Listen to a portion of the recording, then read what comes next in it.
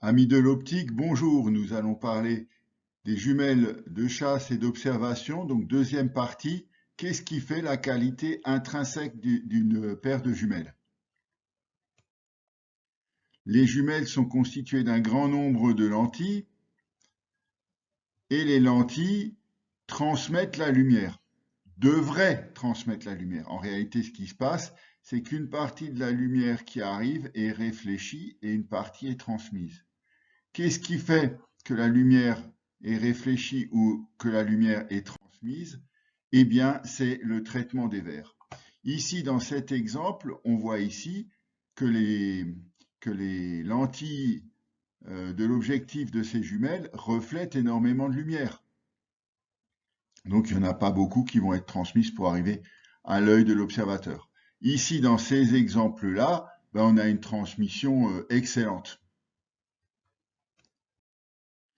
Et en fait, ces traitements peuvent être appliqués uniquement aux lentilles extérieures, de manière à tromper l'acheteur qui connaît un peu ce problème de transmission. Donc, on traite uniquement les lentilles extérieures et pas les lentilles intérieures. L'acheteur observe, ah ben, il n'y a pas de reflet, c'est bon.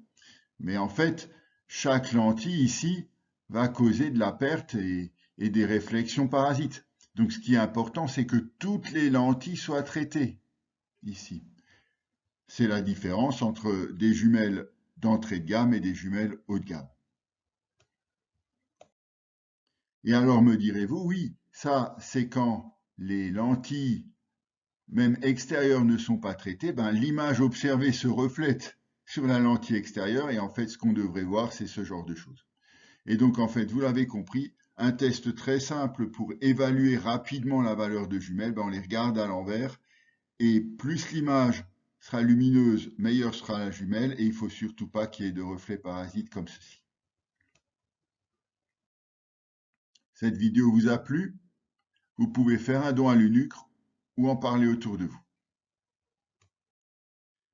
Ou bien faire un don à l'école alsacienne des chiens guides d'aveugles à Cernay, ou à la Fédération française des associations de chiens guides d'aveugles, ou bien faire suivre cette vidéo, ou bien sûr, vous pouvez tout faire à la fois.